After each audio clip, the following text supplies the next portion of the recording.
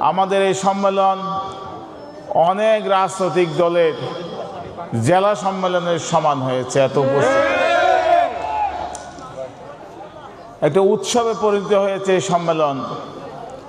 এই সম্মেলনটা অ্যাকচুয়ালি আমরা করেছি নেতা নির্বাচনের জন্য। এই দ্বিবার্ষিক সম্মেলনে আমরা আমাদের নেতা নির্বাচন করব, সভাপতি সাধারণ সম্পাদক নির্বাচন করব এবং আমাদের সংগঠনকে মজবুত করব। এরশাদ বিএনপিকে ধ্বংস করতে চেয়েছিল, এরশাদ নিজে ধ্বংস হয়ে গেছে, তার দল ধ্বংস হয়ে গেছে। আওয়ামী লীগ গত 15 বছর বিএনপিকে উৎখাত করতে চেয়েছিল, বিএনপিকে ধ্বংস করতে চেয়েছিল, বিএনপির নেতা কর্মীদেরকে নির্যাতন করেছিল, কিন্তু বিএনপি ধ্বংস হয় নাই, আওয়ামী লীগ নিজেই ধ্বংস হয়ে গেছে।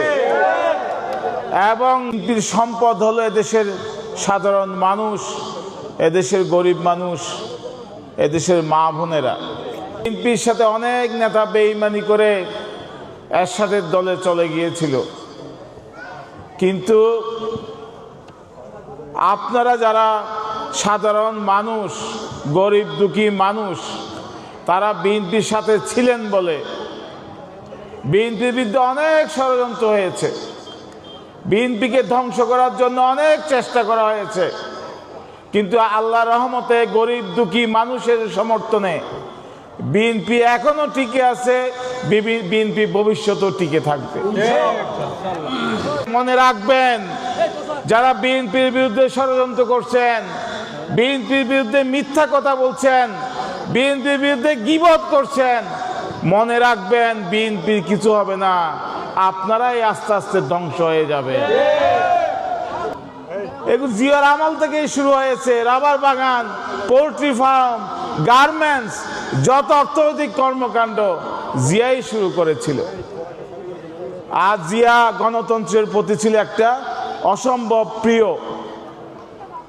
শেখ মুজিবুর রহমান বাকশাল কায়েম করে গণতন্ত্রকে হত্যা করেছিল। আপনারা অনেকে মুরব্বীরা জানেন, এক নেতার এক দেশ, দেশে গণতন্ত্র বলে কিছু ছিল না, সংবাদপত্রের স্বাধীনতা ছিল না, নির্যাতন ছিল। শেখ মুজিবুর রহমান একজন রাজনীতিবিদ হয়েও দেশে বাকশাল কায়েম করেছিল, এক নায়কতন্ত্র কায়েম করেছিল। কিন্তু জিয়াউর রহমান সাহেব, তিনি সেনা প্রধান ছিলেন, সৈনিক ছিলেন, সৈনিক হয়েও তিনি দেশে গণতন্ত্র প্রতিষ্ঠা করেছিলেন, ভোটের অধিকার প্রতিষ্ঠা করেছিলেন। শেখ মুজিবুর রহমান আওয়ামী লীগকে নিজে বিলুপ্ত করেছিল, নিজে আওয়ামী লীগকে বিলুপ্ত করেছিল বাকশাল কায়েম করে।